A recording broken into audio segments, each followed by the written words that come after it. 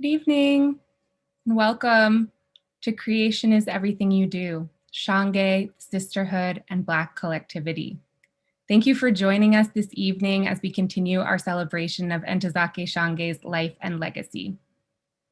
My name is Alexandra Watson, and I teach in the English department at Barnard College, and I'm honored to be a part of the Shange Magic Coordinating Committee at Barnard, and to have the opportunity to participate in building and sharing community around Shange's work. I'm especially excited that we're able to recreate this event that was originally planned to be in person last spring. I want to apologize that we were not able to work out captioning for this event.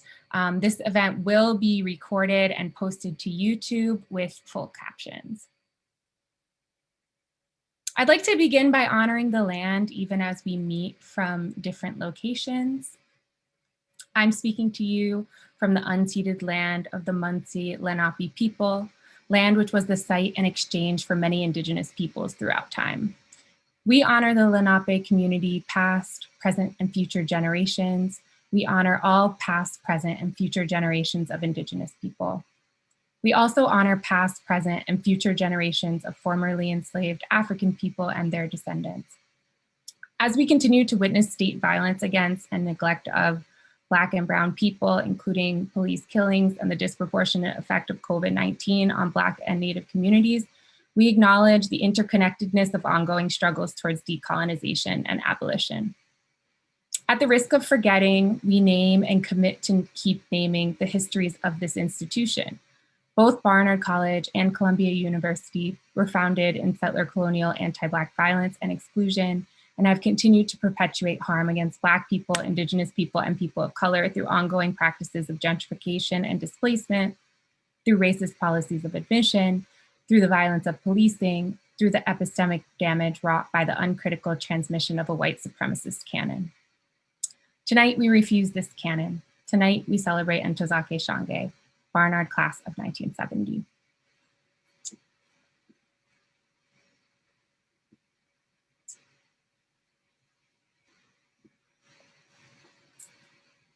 This event is part of the Shange Magic Project, a 2-year celebration of Ntozake Shange's life and legacy, a joint effort of the Africana Studies and the Barnard Library with support from a Barnard Presidential Research Award. In 2013, the college celebrated the acquisition of Ntozake Shange's archive with a public symposium, faculty seminar, and student showcase, The Worlds of Ntozake Shange. Over the 5 following years, Ntozake was a constant and wonderful presence at Barnard, visiting classes, delivering lectures, and bringing her vibrancy, wit, and warmth back to the campus where she had 40 years prior come to her own voice. These visits and the gift of her archives were space-making interventions in which the older Ntozake tried to make the space which she needed as a young Paulette Williams on Barnard's campus in the late 1960s. Events in the Shange Magic Project connect participants to the numerous explorations of Ntozake Shange, her work, and her legacy at Barnard College. I want to highlight next week's event, Stuff, a 45th anniversary celebration of Ntozake Shange's for Colored Girls, a virtual opening reception for Diane Smith's installation in the lobby of Barnard College's Milstein Center. You're seeing it on your screen now. Which will pay tribute to the 45th anniversary Broadway debut of Shange's groundbreaking work for colored girls who have considered suicide when the rainbow is enough. Join us on Monday, March 22nd for an evening of special remarks, a panel discussion, audience Q&A, and musical and dance performances inspired by Shange's legacy. You can find the link for more information and to register for the event in the chat. Stuff will also be on display until August 2021, and you can also explore the installation virtually on the Barnard Library website. Before I introduce our first speaker, I'd like to thank the organizations and people that have made the Shange Magic Project and this event possible, with a special shout out to Professor Kim Hall for her vision and commitment to uplifting Zake's legacy through this project, and to Professor Monica Miller, Martha Tenney, Mia Ashley, and Vani Natarajan, the Shange Magic Planning Committee, and the other members of the Shange Magic Board. We'd also like to thank the Shange Literary Trust, Barnard Dance and Africana Studies departments, Barnard Library and Academic Information Services, the Office of the President and the Office of the Provost, and the AV Tech and Events staff. Creation is everything you do. Shange, Sisterhood, and Black Collectivity. In the 1970s, Black women writers began gathering in Brooklyn and Manhattan, forming themselves into a group who came to be informally known as the Sisterhood. Uplifting each other's lives and honing their craft, they were central to an explosion of 1970s and 1980s literature that included For Colored Girls Who Have Considered Suicide When the Rainbow Is Enough. On social media, the photo of these future literary legends, including Audre Lorde, Toni Morrison, Alice Walker, June Jordan, Patricia Spears Jones, Margot Jefferson, and Ntozake Shange, among others, is iconic.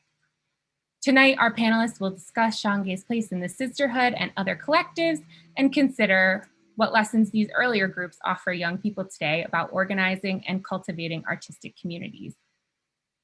We're going to begin this evening with a special recorded message from Ntozake Shange's sister, Bisa Williams. So I will share Bisa Williams's bio. Ambassador Bisa Williams, sister of the late Ntozake Shange and former career diplomat. She leads the Carter Center's effort as independent observer of implementation of the Agreement for Peace and Reconciliation in Mali, is a senior fellow at the Yale Jackson Institute for Global Affairs, and serves as chair of the Board of Health and Development International, an NGO providing innovative solutions to complex, neglected global health problems.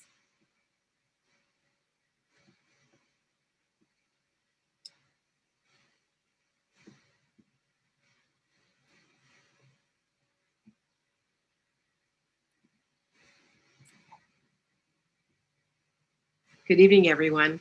My name is Bisa Williams, and I'm Ntozake Shange's youngest sibling.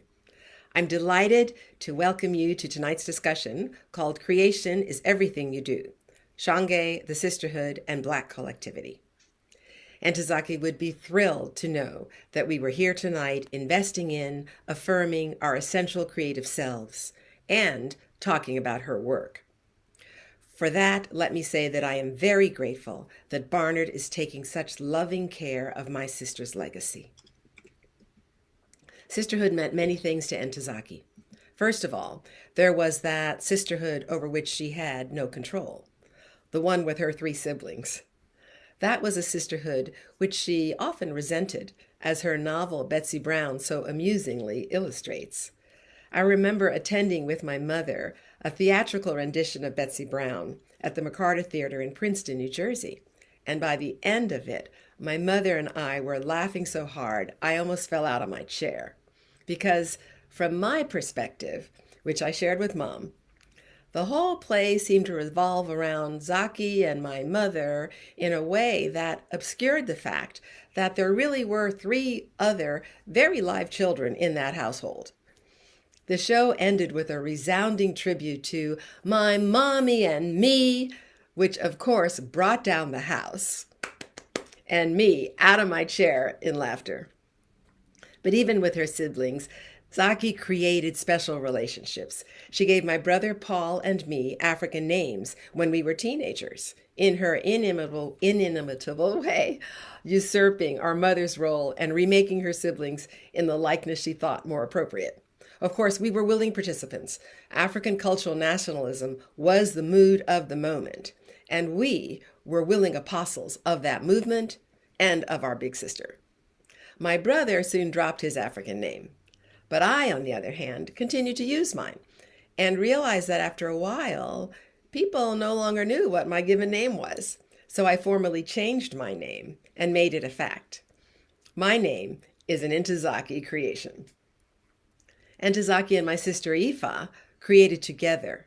They both became artists, and they ultimately created their beautiful, sweeping novel, Some Sing, Some Cry, together. No easy feat for siblings, if you know what I mean. I realize that sibling sisterhood is not what you're going to talk about tonight, but that is for me where sisterhood starts. It starts at home, in the family, with the full gamut of activities, emotions, trials, disappointments, relief, and love that one finds in the home. But it doesn't end there. Ntozake endeavored in her art to weed out from her imaginary homes, the worlds in her poetry and novels, the hardships and pains that life can throw at us, to show how we as a people construct and create our resilience and our joy willfully. It's what we do to stay alive.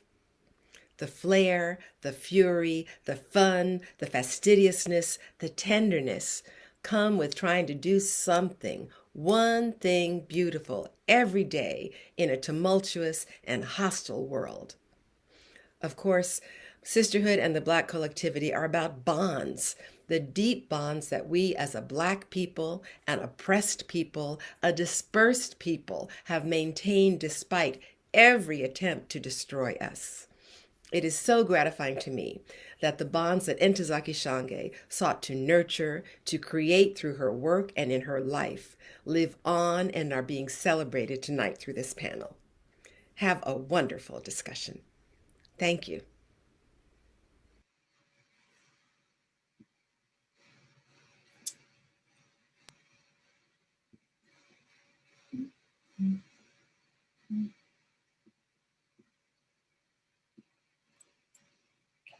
Thank you. I'm going to introduce our three panelists and then hand it over to them. Courtney Thorson is an associate professor in the English department at the University of Oregon, where she teaches, studies, and writes about African American literature. Her first book, Women's Work, Nationalism, and Contemporary African American Women's Novels, argues that Toni Cade Bambara, Paul Marshall, Gloria Naylor, Ntozake Shange, and Toni Morrison reclaim and revise cultural nationalism in their novels of the 1980s and 90s. Her book about the sisterhood and Black women's literary organizing is forthcoming in 2022.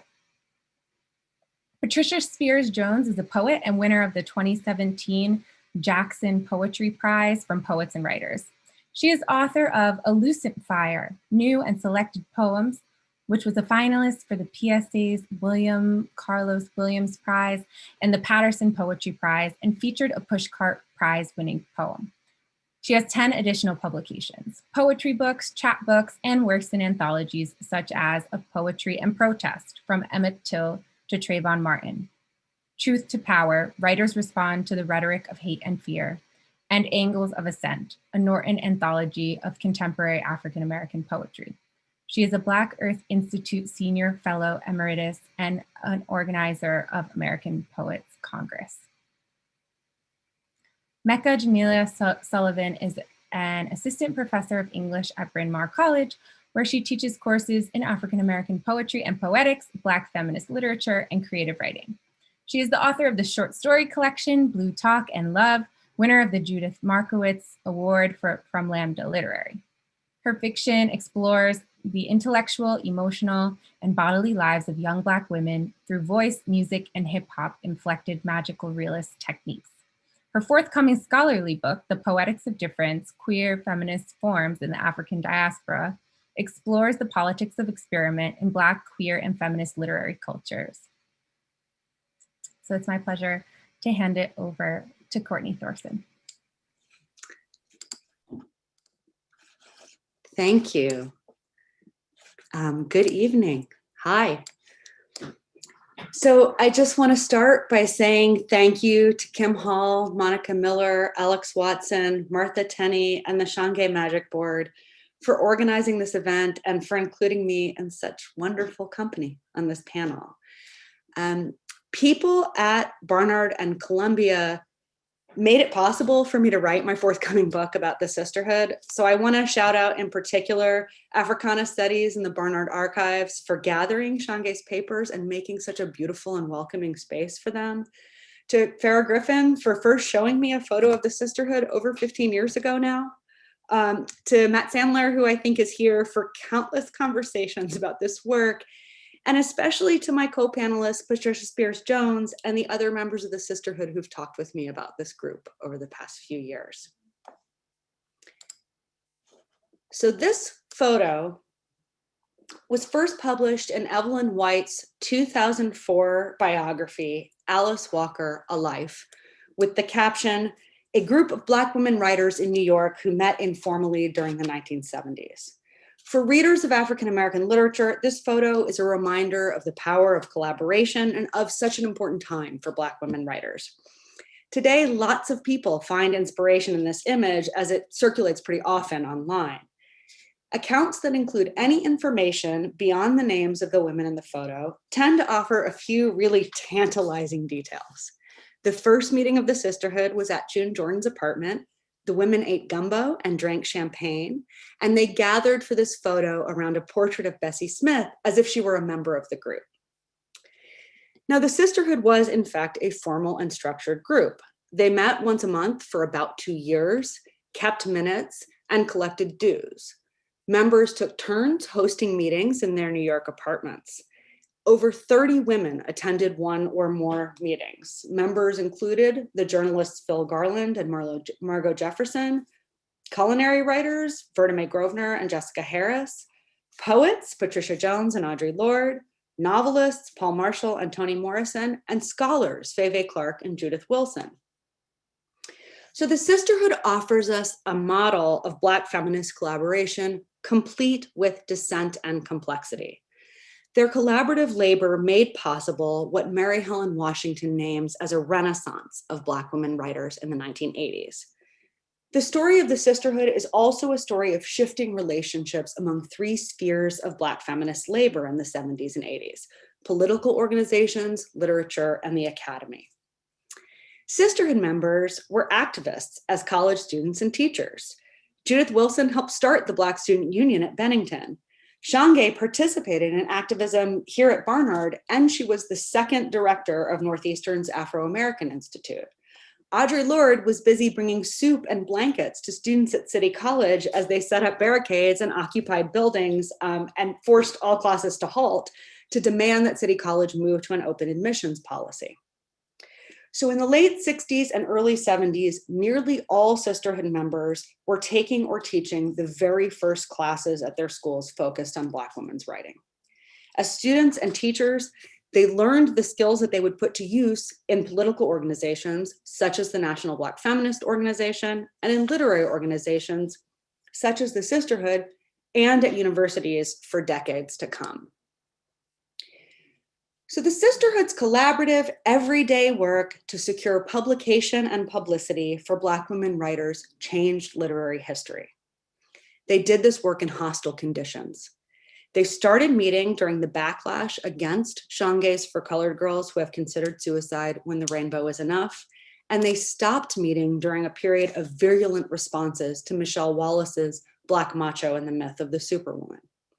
Many members were the only Black women at their workplace, from university departments to Newsweek, Time, and Merrill Lynch. Margot Jefferson says, quote, "I cannot tell you what a relief it was to have this other life," meaning a life of collaboration by, for, and among Black women. When Jordan and Walker convened the Sisterhood, For Colored Girls was in the middle of a successful Broadway run that brought a great deal of attention to the Choreopoem and its author. Alice Walker was already well known, and Toni Morrison was on her way to becoming probably the most celebrated member of the group. But at meetings of the Sisterhood, as Jefferson recalls it, quote, "Everyone was kind of dazzled when Entezaki came to town." So Shange went on to write novels, plays, poems, and children's books, but For Colored Girls remains her best known work because it represents Black women's lives as varied, important, and sustained by their relationships with one another. But the place of For Colored Girls as a cultural touchstone was not always so certain. From the time of its Broadway debut, it was a target of intense backlash. Encounters with racism came as little surprise, but the severity of Black men's responses was sometimes a shock, and it hurt. Years later, in a journal entry that you can go hold and read there in the Barnard archives, Shange wrote, quote, "There was quite an uproar about the 7 ladies in their simple colored dresses. The uproar about how I portrayed Black men was insidious and venal. Apparently my Choreopoem hit home. There were fisticuffs in Chicago. Male students tried to shout me down at Howard. It felt dangerous. Nothing prepared me for the hateful response to FCG. I was devastated. This was the dangerous and hateful atmosphere in which the sisterhood gathered. Members provided one another refuge from both the intraracial misogyny Shange describes and the racism and sexism they encountered in their workplaces. In these seemingly impossible conditions, sisterhood members were among the many Black women intellectuals who rallied around for colored girls. Patricia Spears Jones told me that Marsha Ann Gillespie, then editor-in-chief of Essence, quote, was so bold that when For Colored Girls came out, she held up the print run and changed the whole cover art, everything, to talk about For Colored Girls. So Patricia is remembering this 1976 issue of Essence you see on the slide, which featured For Colored Girls. There were photos, interviews, articles, and excerpts from the script. Gillespie's choice to devote many pages of Essence to Shange's Choreopoem paved the way for sisterhood members' efforts to transform that magazine into a venue for Black feminist literature and thought, at least for a time. And if you're interested in this story about Essence, I really encourage everybody to go check out Alexis Gumbs's essay about Cheryl Y. Green in Soul's Journal. Sisterhood members did the work to secure the place of For Colored Girls in the popular imagination and the literary canon. Nearly all of them saw the show, and many of them wrote about it. The attacks on Shange and her work made the need for Black women writers to support one another especially urgent. And those attacks were part of the state of emergency that the sisterhood came together to resist. About 2 years later, the attacks on Wallace's Black Macho worked differently as one among a number of internal and external pressures and conflicts that led to the sisterhood's dissolution around early 1979.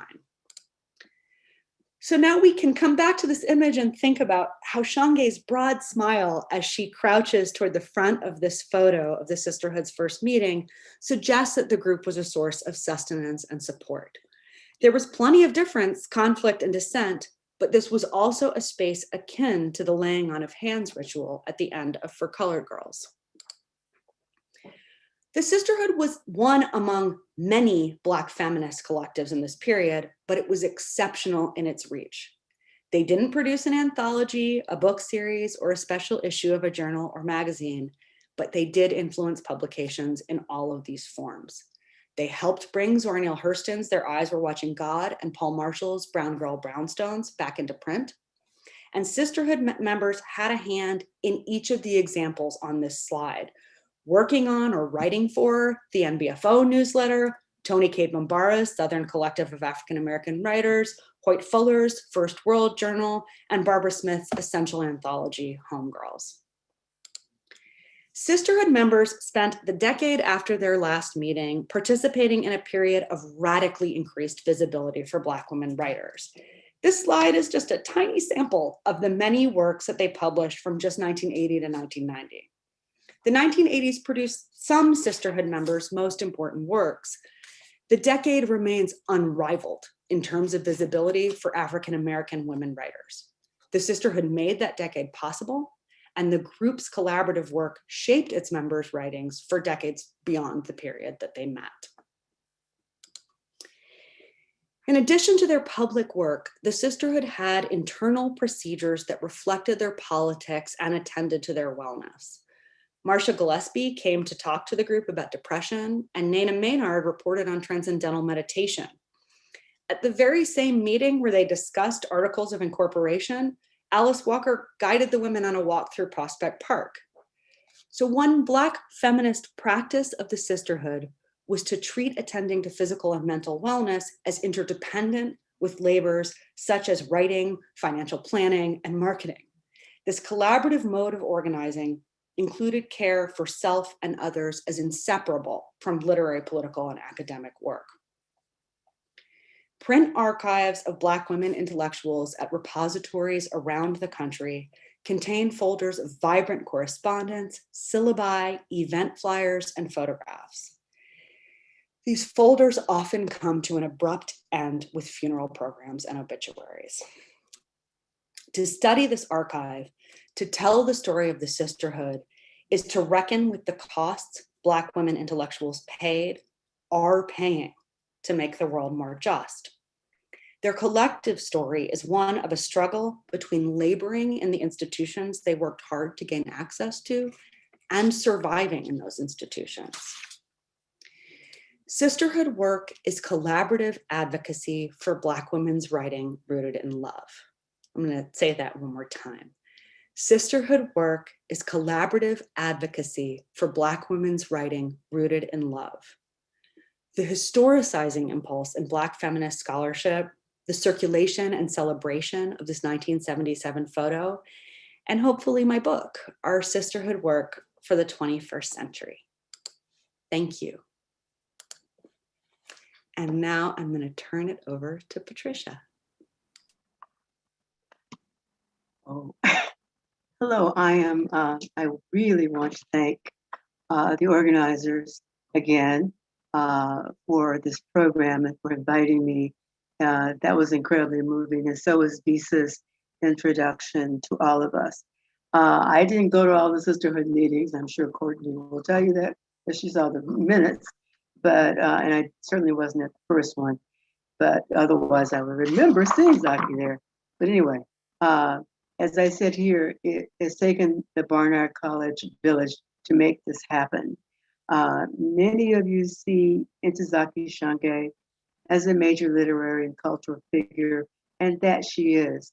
But she was, to me, one of the many daring and occasionally generous young women writers and performers who made living in this city exciting and challenging and fun. So there was another side to all of this brouhaha. She really was someone who you wanted to be at a party with. Okay. We, the women who, especially the younger women who were involved in this sisterhood, were searching for experience, looking for love, trying to create an important and intensely felt life in a dangerous, grimy city full of possibilities and perils, known and to be found out. As one of the people who was in the audience when For Colored Girls premiered at the Public Theater, I can say that all there knew the power of the words, the movement, our friends' performances. It was thrilling to see the stage levitate from all that fierce feminine energy. Ntozake had indeed gone deep into those experiences, that quest, but from a knowledgeable sense of Blackness that was original. I want to repeat that. It was original. She really, really brought out from a lot of downtown artistic practices a way to bring them all together and then create the Choreopoem, all this sort of stuff. So it was amazing. When you are in the midst of a revolutionary moment, you truly can feel it. And every woman in the audience knew that. That energy had been building up for quite some time. Second wave feminism, as it is now called, was part of our collegiate experience. Toni Cade Bambara had published The Black Woman, an anthology where Black women poets, essayists, fiction writers offered serious pieces on the positionality, the interiority, and the political radicalism of Black women. The times were volatile. The mode was shifting. We had to find each other. We had to talk it through, talk it out, embrace each other. In 2018, Medgar Evers College, his Killen's Review of Arts and Letters, published a memoir piece entitled For Women, Two Objects. And I briefly discussed the sisterhood, and they got a few things probably wrong, but here is some of what I said in the end. During the mid-1970s, a number of Black women writers gathered in Manhattan and in Brooklyn. This ad hoc group called itself the Sisterhood. The community of writers was small, so you could call a meeting and 15, 20 women from trade house editors to first-time writers would all show up. Black women who were decidedly ambitious and, yes, beautiful. Meetings took place at Alice Walker's well-appointed apartment on Garfield Place in Park Slope in Brooklyn, or in a well-known lawyer's six-room apartment up on the west side of West End Avenue in Manhattan. There may have been many other places. Those are the two that I went to where I remember. And so, just to tell you this, both Alice and June had that picture of Bessie Smith in their apartments. Right? And she was like the icon. Alice was the best hope for the sisterhood meetings. She had a way of making everyone feel at ease, no matter where they were in the publishing food chain. Rank beginners and well-published authors alike really did meet and greet. We talked about everything from the usual Black men versus Black women fusses to what was really good to read. Already Toni Morrison and Shirley Ann Williams, an author that not many people have talked about enough, but I hope that you discover her work.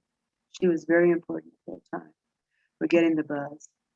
The Black male commotions were deeply troubled. By the time Ntozake Shange's for Colored Girls hit, those nasty comments in newspapers, journals, via gossip became literary warfare. It was ugly. It started out of envy and then became very ugly. And it was preceded before that because there had been a lot of very nasty commentary on the work of Alice Walker, especially for The Color Purple. And so there was like all this stuff that was already there. And so by the time Ntozake's play got all this praise, and the other thing that Courtney doesn't mention, but this must have rankled to a lot of people. Remember, Zaki was the face of that poster.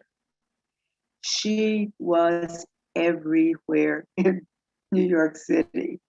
And that just messed with a whole lot of male writers who just were like, whoa, I didn't get that. Okay. I'm swaying off my prepared remarks here. Okay. The sisterhood set these comments aside as we tried to find a language to talk about who we are and what we do. How feminists were we?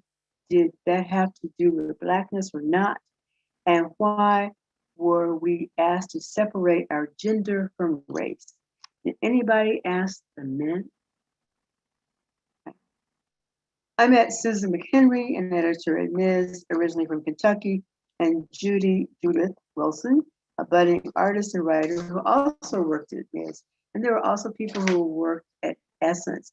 They employed many of the members of the sisterhood. And they also prepared a lot of people for major careers as journalists, as editors, etc. There was Laurie Sharp, and Laurie was really interesting because she was older than us, and she was a mother. And she was divorced and one of the first Caribbean American women to talk openly about her roots and the problems within her family outside of her own community. This was, with the exception of Paul Marshall, there was very little being said about the West Indians who were major in New York City, but they were the first. I had never met them because I was from Arkansas, so this was news to me. And shared and expressed. Ideas could be raised. Job tips passed on.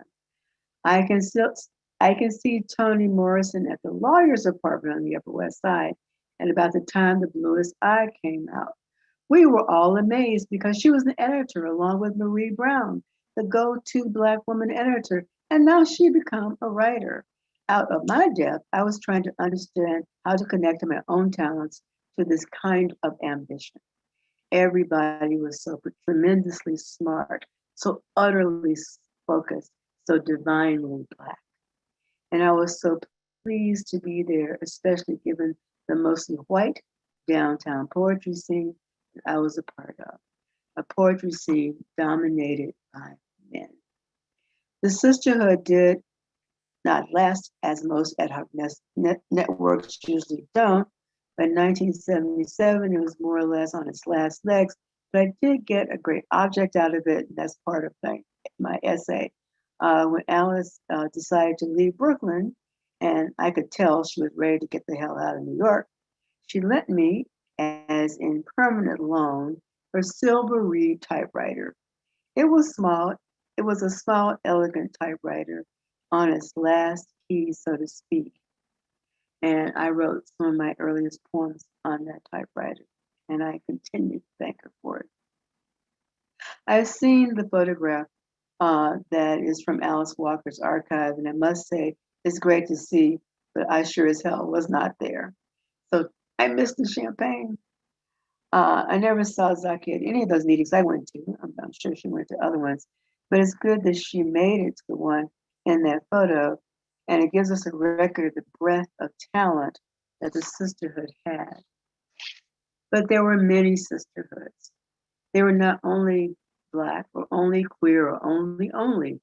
As a poet who lived in the East Village, I was involved with the Poetry Project, which was at that time a very white male space. So it was great to find spaces run by persons of color, such as the New Eureka Poets Cafe and the Basement Workshop, and to find women who were putting stuff together.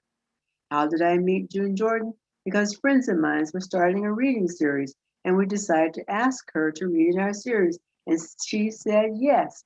And unlike some of the feminists who had allowed a huge rift in the community between straight and gay women, we were like, any and all, come on through. Because of the myriad theater groups, we met actors, composers, women composers, artists, and many of us had been involved in consciousness raising groups. So we had some inkling of how to participate in meetings, how to lead, and how to follow.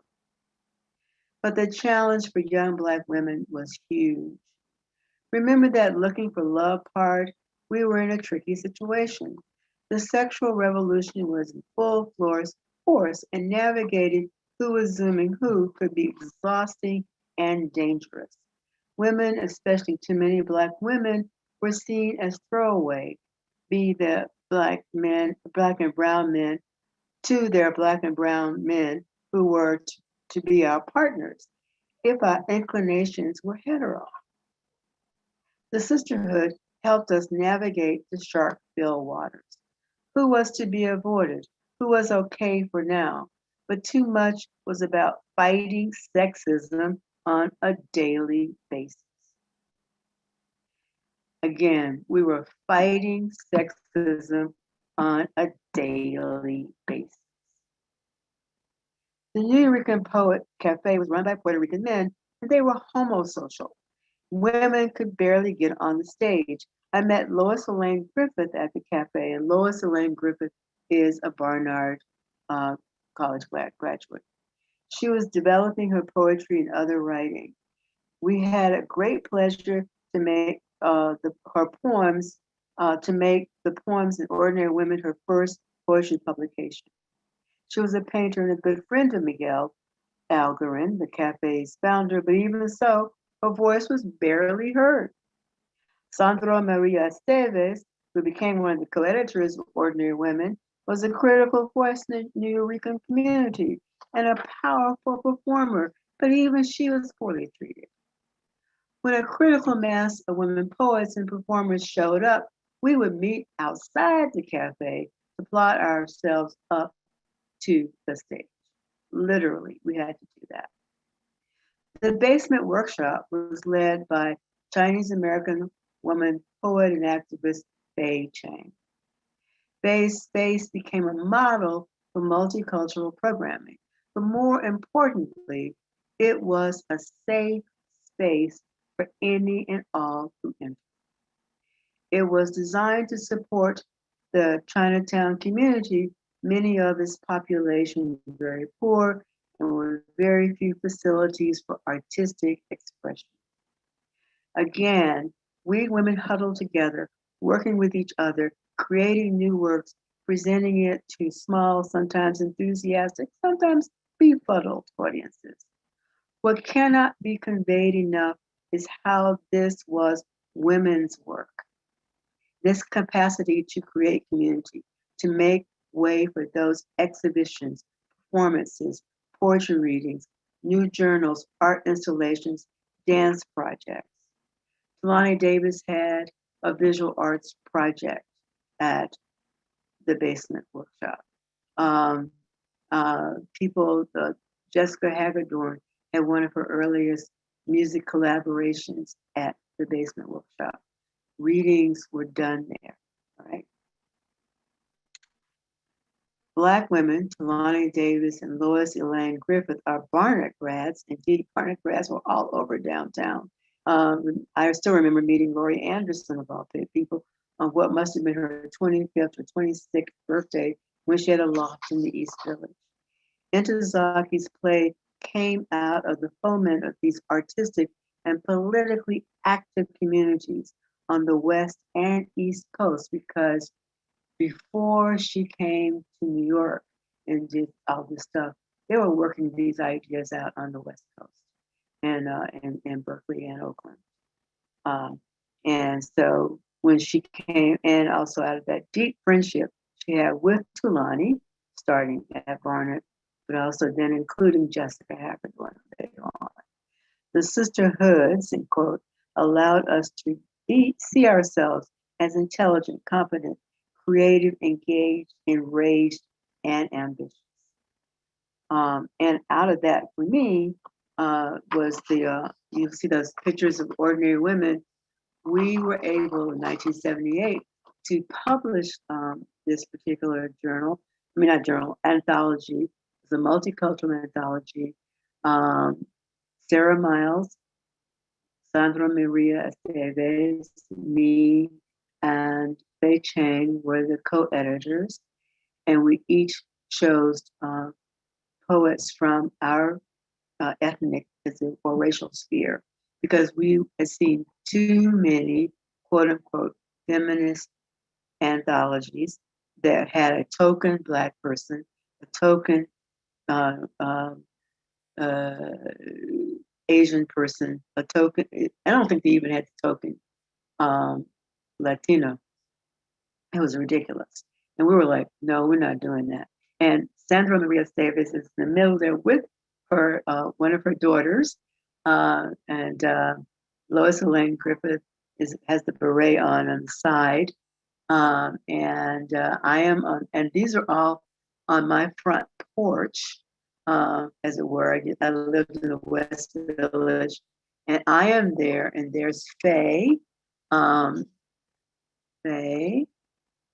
Chang, Kadugo, Sarah Miles, Janet Sternberg, Frances Chung. Frances Chung was a Korean American poet who died very, very young, but her poems were collected and published in the late 90s.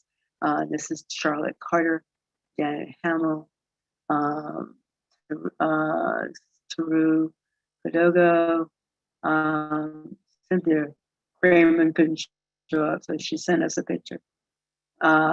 It was an amazing group of women. And again, what Courtney said, working with the sisterhood prepared me for being daring enough to say, we need to do something like this, and we pulled it off. But informal networks can only do so much. The lashback mentioned earlier was sustained. The patriarchy is a mean opponent. Critical attention was either virulent or was not there. And since this was the brothers, well, Toni Cade had called that in her choice of pieces for Black women, with titles as Double Jeopardy, to be Black and female. Is the Black male castrated? To whom will she cry rape? That was by Abby Lincoln, by the way. We already knew that calls for Black solidarity were often calls for Black women's servitude and invisibility. none of us was interested in being a handmaid. But we have to unlearn a great many things to not to play into it. Our ad hoc sorority helped. We are still bringing that feminine energy to the fore. Entezaki did it in her play. H.E.R. Her did it with I Can't Breathe. Mickalene Thomas does it with her huge, colorful, erotic paintings. The queer women who started Black Lives Matter to be in the right place during turbulent times to see the divinity Shange speaks of revealed in a room full of Black women talking, laughing, getting stuff done. Thank you so much for allowing me to participate.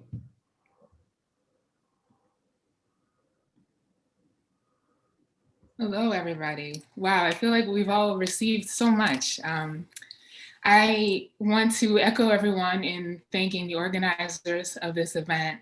Thank you, Bisa. Thank you, Patricia and Courtney, for these incredible presentations. And I'm really excited to join and be part of this conversation. So I'm going to share my screen.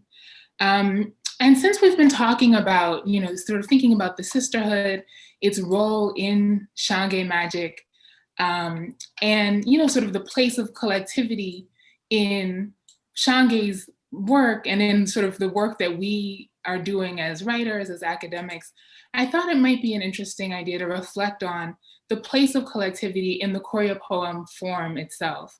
I love, Patricia, how you've sort of paused us on this moment of thinking about the legacies of this kind of logic of collectivity with her, with Black Lives Matter, Mickalene Thomas. And this is definitely sort of what I hope we can reflect on at this part of the conversation as well. So thinking about Shange magic, the work of the sisterhood, and the place of collectivity in Shange's work, as I said, I want to reflect on collectivity as kind of part and parcel of the Choreopoem form. Several scholars have written about the Choreopoem form as in itself a kind of collective or collectivizing form, by which they might mean a form that places Black women's collectives at the center of not only Black women's lives, but of a Black literary imagination, right? What it means for a Black woman writer to invent and name a genre, and then sort of insist that we navigate that new genre in order to understand the text itself, whether we're reading it in a book or whether we're seeing it on a stage. So as a scholar and a writer, I'm especially interested in how the Choreopoem makes space for Black, queer, and feminist collectivities in the diaspora, right? How that laying on of hands that Courtney referred to, that the Colored Girls experience at the end of Colored Girls, how it invites us into worlds of Black womanhood that span multiple languages, from Black English to Boricua Spanish, Haitian Creole, and of course this dovetails on a lot of what you've just said, Patricia, about the kind of multinational, multi-ethnic sort of nature of the sisterhood. And we see this in Shange's work, and we see this in the Choreopoem for Colored Girls itself. It's also interesting to think about how For Colored Girls does this, not only through language, right, spoken language, but also through feminist vernaculars of touch. And I think this speaks directly to that the energy, Patricia, you mentioned, that sort of is part of what animates the sisterhood, not only as a collective of individuals, but then carries forth into the energy and the feeling of the work itself, right? I see all of this as part of the magic of the Choreopoem form, to join body and voice, language and dance, to recreate the stage as a space of illimitable Black feminist possibility and collectivity. So I'm gonna show a couple of slides that sort of demonstrate some of this. And I won't really address the details of every slide, but I hope that we can look at, just think about what's happening with body and voice and collectivity here, right? What it means to invent a form that brings together choreography and poetry, right? Lyric and dance, and how that kind of simultaneity facilitates the collective in For Colored Girls. So first staged as a series of poems in Berkeley, California in 1974 at a women's bar called the Bacchanal, For Colored Girls portrays the overlapping poetic narratives of 7 ladies, right, as many folks will know, as they describe their experiences of sex, violence, healing, and love. Shange, of course, develops the choreopoem as a form that brings together lyric and dance forms as inseparable in telling these women's collective stories. And, again, I think this speaks not only to that laying on of hands that we've talked about, but think about even in the opening scenes of For Colored Girls, where it's not until they hear Martha and the Vandellas singing, playing, right, and they start to play together, that's when they're able to actually recognize one another and form the collective. We can also think about a few, moments into the choreopoem, the sort of I'm outside, like, sort of series, right? I'm outside DC, I'm outside Chicago. The sort of physical location of being outside of whatever is the kind of sanctioned, recognizable norm, that too facilitates collectivity, right? The location of the body. And again, that, very famous tableau of the kind of laying on of hands. And you see this even in the earlier versions of the choreopoem. I won't spend a lot of time, but I love these images. So this is the chapbook version, the first edition, first printing of the chapbook version of For Colored Girls. And we can see, it's a pamphlet. You can sort of almost imagine the feel of it in your hands. You see that there's a little 95-cent price tag, which is, unthinkable today's days.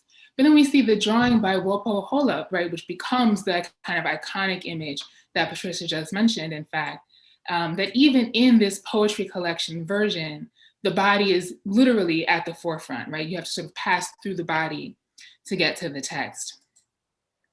Here again, this image of the closing moment, that laying on of hands, and sort of the touch, right, that facilitates that collective feeling, the kind of closing moment that sort of brings the choreopoem to a close and arguably sort of brings the audience, at least in kind of direct conversation with what the collective has been throughout the length of the text. So this choreopoet collectivity is there throughout Shange's work. I remember I had the good fortune to talk with Ntozake one afternoon in Brooklyn in 2013, and she was actually in rehearsal for the stage reading of Lost in Language and Sound, which is the image that you see on the screen now.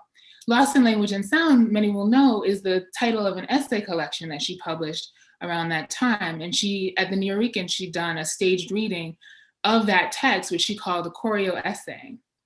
And I, am just sort of a true admirer of Shange's work. I love Shange the playwright, I love Shange the novelist, I love Shange the theorist especially. And so I poured over her essays, right, sort of breathing in the rhythms of her language, bathing in the insights of her words.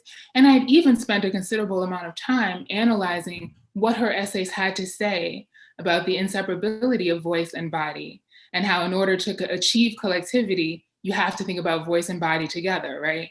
And yet it never occurred to me that one might dance an essay. And yet, of course, here it is, right? Here it was. And in that conversation, Ntozake remarked on how excited she was about the diversity of bodies being cast in the dancing roles of the choreo essay. She was excited about the range of shapes and colors and ages that were all cast to kind of remake the words together, right? To remake language and sound together. It was exciting then to think about this, right? All of these bodies of different kinds speaking the Black girl songs that shine always through Ntozake's work and words, even in her prose. And so I left that conversation reflecting on how no matter the genre, page or stage, the choreopoetic core of Ntozake's work is always there and is always the way into that kind of collective sharing. And as contemporary Black artists, we are grateful for it. Since Ntozake invented the choreopoem form in 1975, the choreopoem has become a crucial mode of expression for Black feminist, queer, and other writers interested in creating collectives that support their work and also support their lives, right? Much like the Sisterhood. So just as Shange's ladies, right, create collectivity through poem and dance to tell their stories of race, gender, class, sexuality, ethnicity, and more, so do the choreopoems of new generations move and invite new kinds of collectivity into being, also through melding body and voice.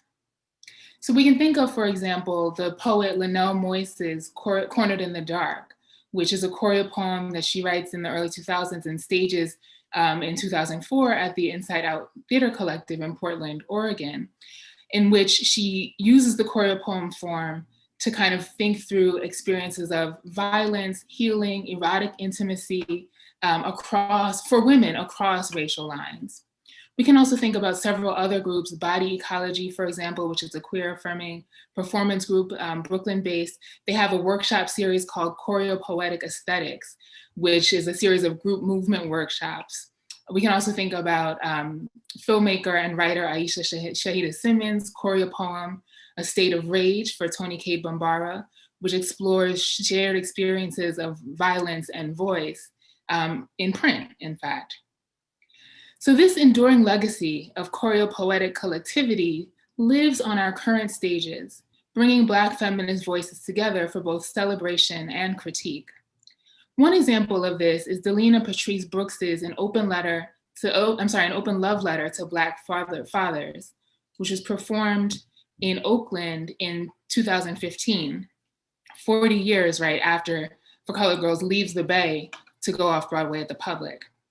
So in this choreopoetic letter, as she puts it, we feel Shange's logic of collectivity through simultaneous expressions of voice and body, in the same way that we see in For Colored Girls, right? Here, Brooks's characters explore shared experiences of violence and joy.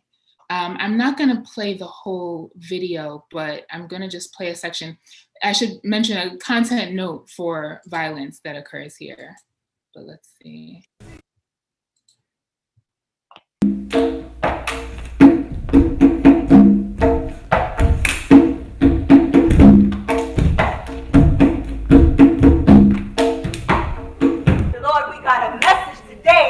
Understand the depth of work and of godliness required to love someone beyond their insults, beyond their faults, beyond the pain they have inflicted upon us, then we would ought to want to walk with a little less pimp in our lips. Yes, a little less slip in our lips. Oh, you think you're invisible?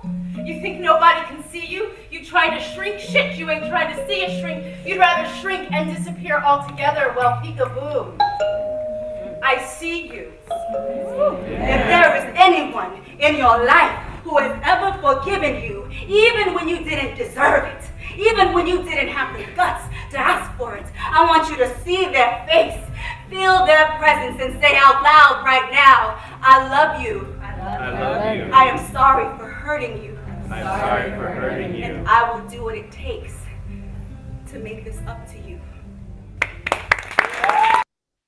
So here we see Black feminist collectivity become a site of shared healing for Black women, a space to critique the violences of misogynoir and to celebrate the joys of 21st century Black womanhood in a way that involves audiences and characters alike. And those who had the chance to see the revival of For Colored Girls at the Public in 2019, right, there's a similar sort of emphasis on call and response and direct references to kind of 21st century sort of iterations of call and response that I think we see in a lot of these kind of more recent choreopoetic texts. So my father whooped me twice in my life. So the brilliance of Shange's choreopoetic logic is that it also reshapes Black feminist collectivity and what it might mean, right? Especially that kind of Black feminist sort of name or moniker, right? What is encompassed in a Black feminist collectivity? What does it mean? What is it interested in? And it offers pathways for deeper pleasure, fuller survival for perhaps a broader range of Black feminist subjects. And of course, this is an ongoing conversation in Shange scholarship, right? Who are these collectives for? What do they fight for? What do they fight against? And I hope we can return to some of these questions in the discussion later. But for now, I want to look at the choreopoem I Am, which is by poet and dancer Brandon Kazan-Maddox. And it's based on a poem version of I Am, which is written by Maddox, who is a grandchild of deaf adults in American Sign Language. Encountering the languages of the body here, we can reflect on how collectivity is invoked through language and body, even as only one figure appears on the stage.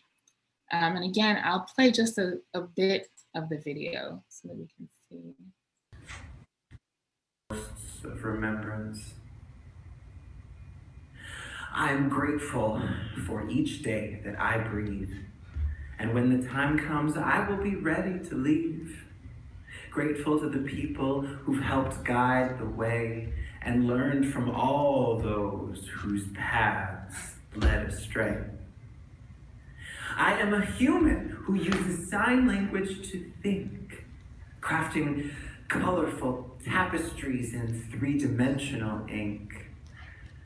My tribe is a deaf one, where I find people alike in our thoughts and our actions, our joys and our strife. I live for these moments of rhythm and rhyme with the feet and the hands and the heart and the mind.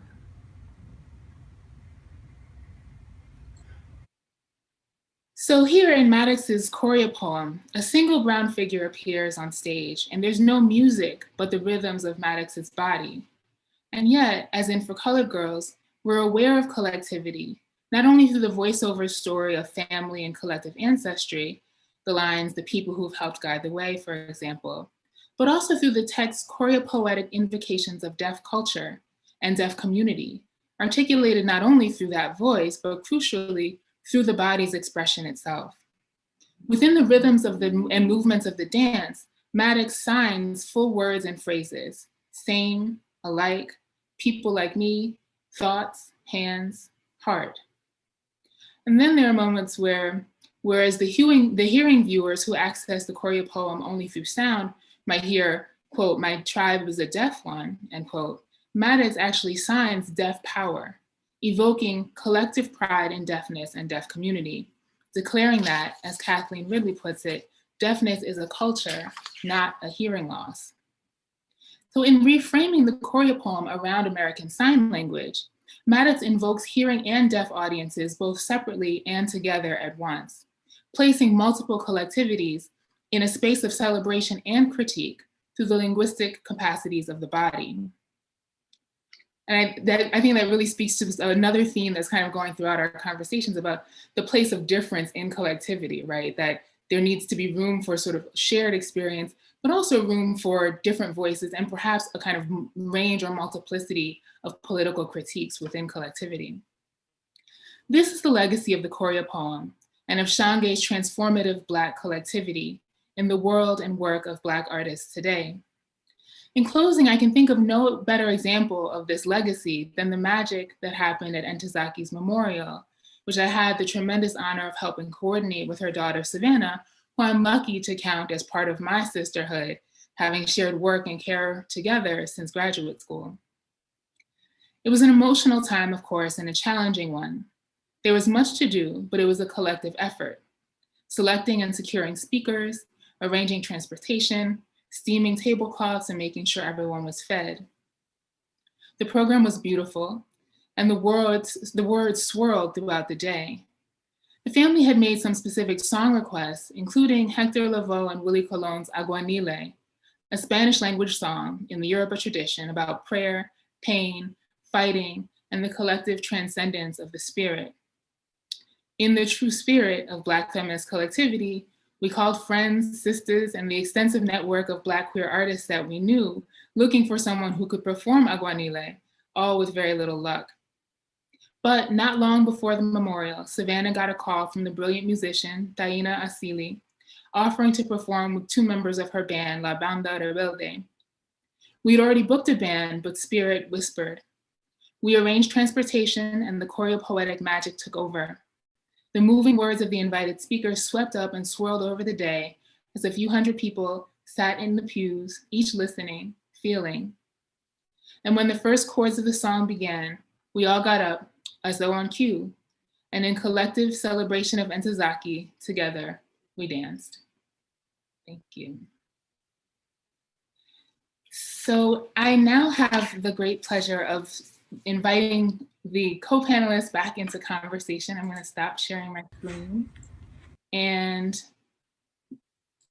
we are going to, I hope, just have a conversation among the three of us. I have a few questions prepared, but I also, if we've got questions for each other, I think this would be a great time to just sort of pick up on some of the many sort of interconnections and threads and themes that I see in our conversation.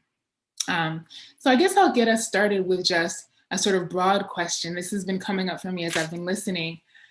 I'm thinking about sort of what, who, and where are our sisterhoods today? Patricia, when you walked us through sort of moving from Courtney's discussion of the sisterhood to then thinking about consciousness raising sessions, sort of feminist publications, anthologies, it suggests that collectivity, right, happens in multiple forms and multiple modes.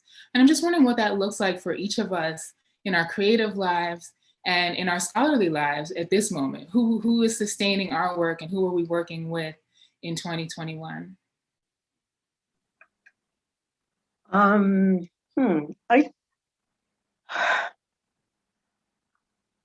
I think all these things are always ongoing, and at this point, I'm in a different sphere. So it's like I don't think like the collectivity thing, because it's not.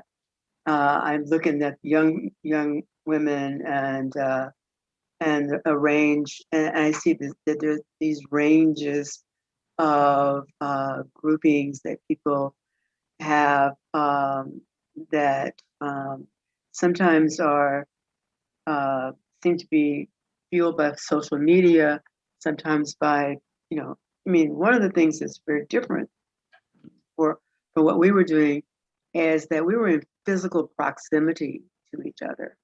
And that's very different from if you're doing all of your stuff online for the most part. So what I think one of the reasons why I mentioned the women who started Black Lives Matter, or all these other people. I mean, Nicolene Thomas. There's a huge queer visual arts community, right? And a significant portion of it is Black and brown. And I think those people really, they hang with each other, they critique each other, they work with each other. And you can say that about a lot of different things. As someone who's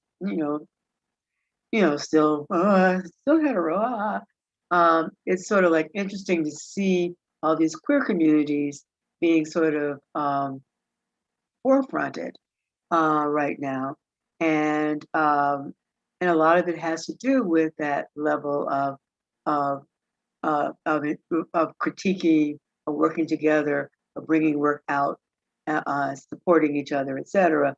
So, but there are all kinds of ways in which people are doing things. And the other part of this is that we've just gone through 4 years of political trauma in this country, which is part of a worldwide movement. When I said that patriarchy is a mean opponent, I think it's very much there. I mean, people can walk around wearing T-shirts saying, smash patriarchy all you want to, but unless you literally remove every banker from the various financial services places, most of the leaders in national politics around the world, and change enormous numbers of laws, there ain't no smashing the patriarchy, okay? So we need to start to think more clearly about what do we want, how do we want it, and find the people who will work with us. I think that's going on. I think it's wonderful.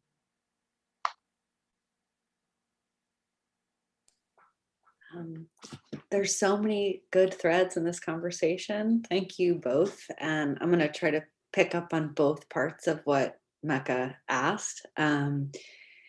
First, I just really like what you have to say, Mecca, about the Choreopoem as a textual form that can do collectivizing work. And both of you mentioned consciousness raising sessions. And I just want to say, if we think about like Bambara's anthology, The Black Woman, it includes transcripts of consciousness raising sessions and working groups.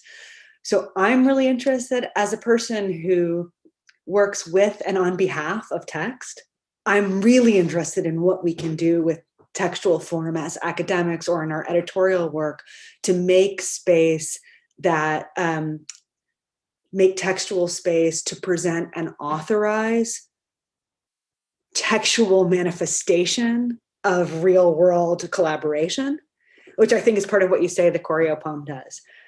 Such a weird question to think about. What are our collectives right now after we've had a year of isolation? I'm going to answer by talking about one of, I think, the less visible ones that I know, space of collective work.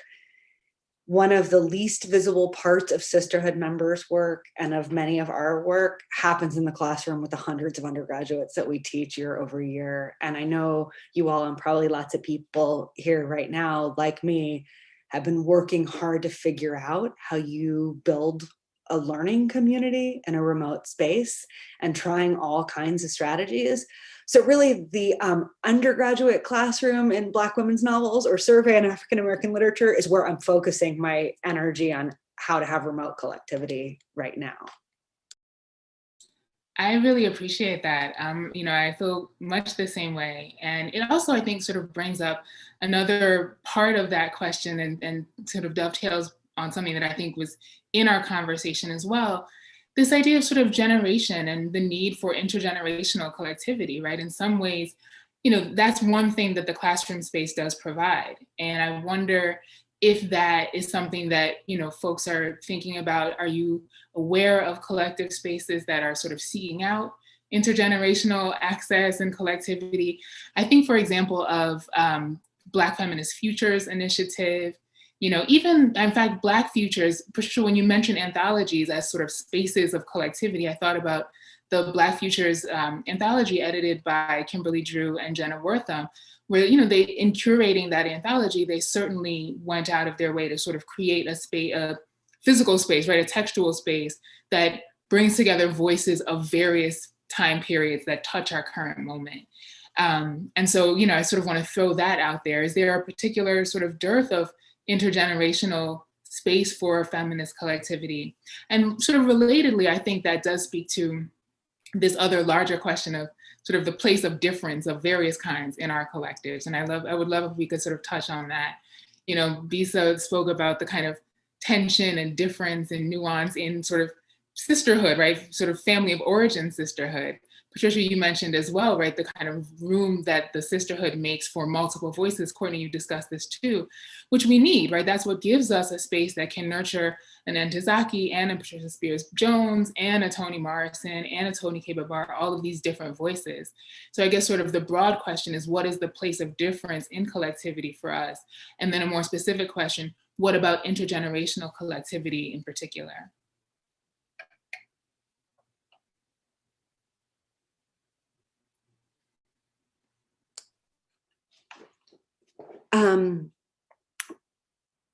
So one thing, Patricia, I hope it's okay that I'll say you and I have talked about in the Sisterhood, like any other collective, there were differences of age, geography, economic class, sexuality, and career stage. And all of those differences were important to what the group made possible, right? And so when Patricia talks about networking, it's possible and valuable because there are folks at different career stages, and it means and works differently. I mean, so one of the reasons that some women in the group might have been the correspondence secretary or the person to take the minutes is because they were a little younger and a little less well known. And lots of us know what it's like to be in that spot. But I also generally think, or my experience as a scholar of African-American literature is that we generally believe in paying our dues.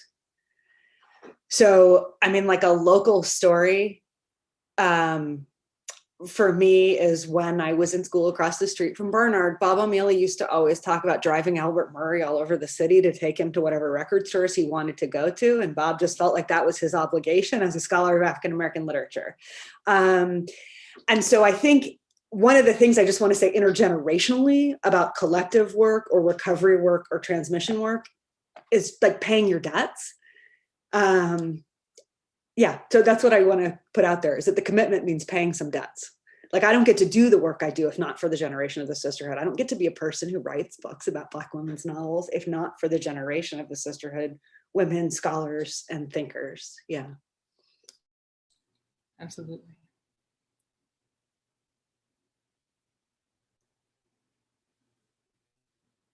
Trisha, did you want to? Yeah. I think that it's very difficult to do intergenerational work.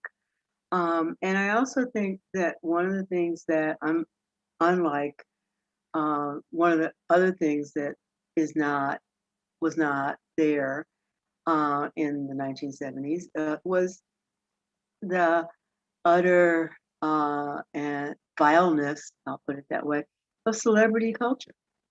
And so it becomes very, very difficult for someone, like if an Ntozake Shange came up now and hit now, she would not be having to go to the Sisterhood. She would have a publicist who would be kicking some serious, but so it's very, very different. And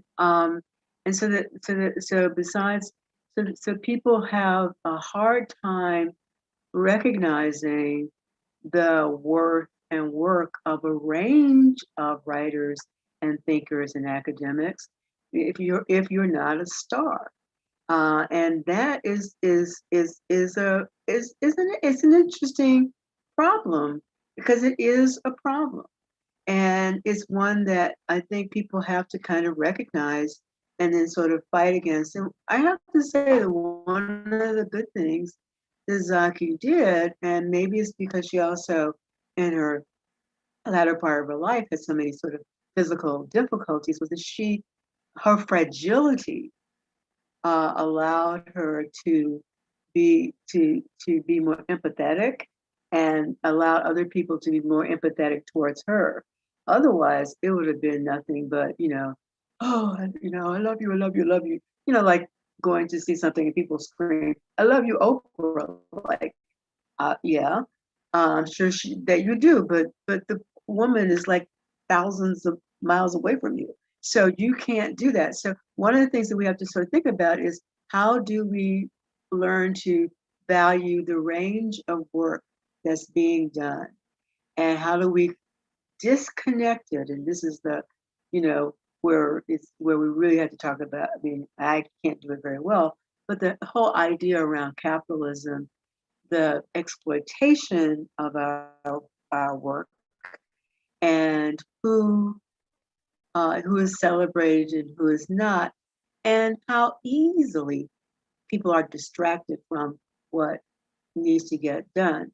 So one of the great things I think that's happened is the Black Lives Matter movement, because it uses, like the best of all political movements, all of the manifestations of theater, of culture, that you can, from beating on drums to whatever, to get the message out and to sustain it.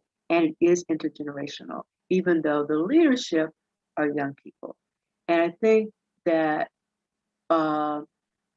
it would be good for us to start thinking about that in terms of literature.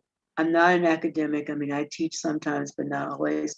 So, but I think when I do teach the young people, what they want to hear is no bullshit.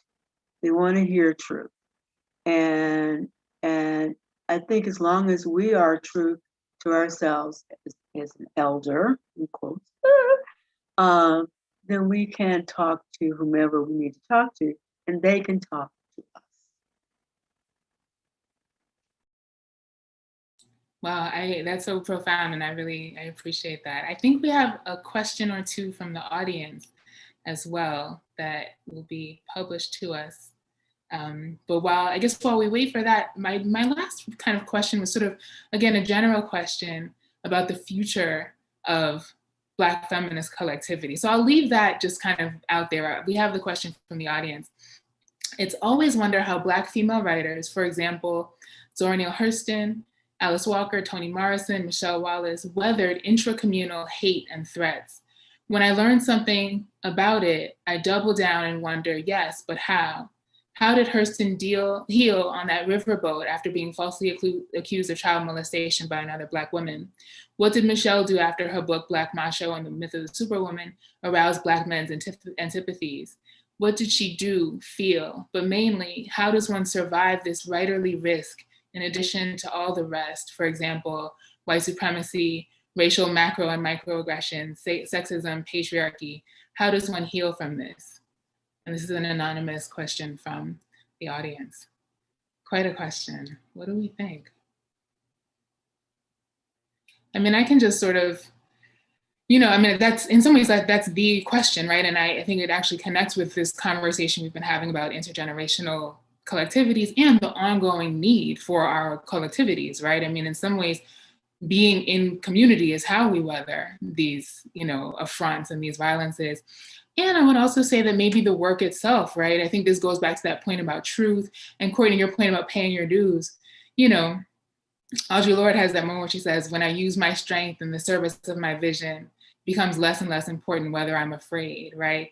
If you're walking in your truth, writing in your truth, if you're around people who are determined to do the same and really acknowledge history, to my mind, that's kind of the best, one can do to kind of create brilliantly under these conditions. But what do others think? I think it's very hard.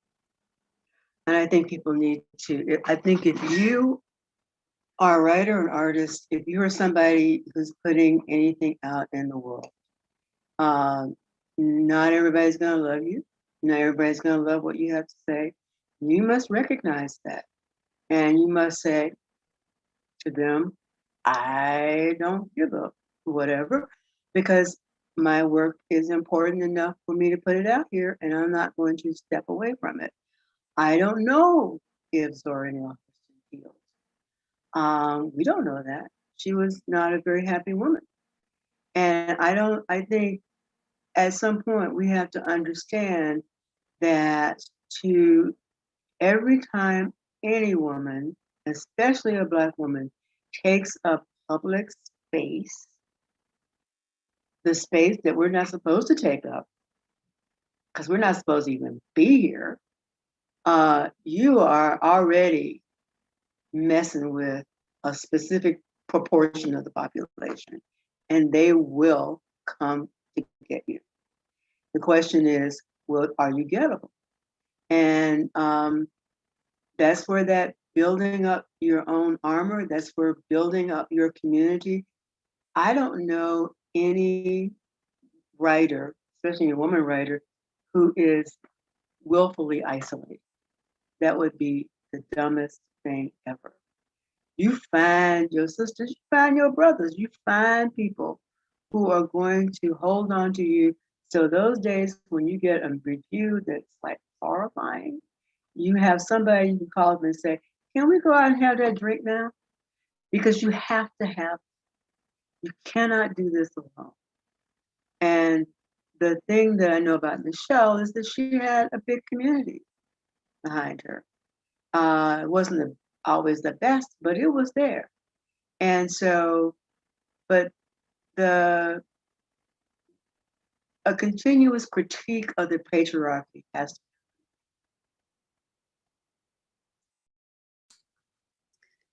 I don't know that that question is exactly for me, but I'm gonna say two things. I want to echo what Patricia said about we don't know that they did heal. We don't know, and I would direct you to Barbara Christian's 1994 essay, Diminishing Returns. And I don't know that, I don't want to say anything about Michelle Wallace, whether she healed or not, but what did Michelle Wallace do? But look, she was 27 when Black Macho was published. What did she do? Go on now, to this day, continually to write some of the smartest, best, most incisive cultural criticism over a multi-decade long career that continues. I mean, that's what I know she did do. So I think that it's important to put that out there as well.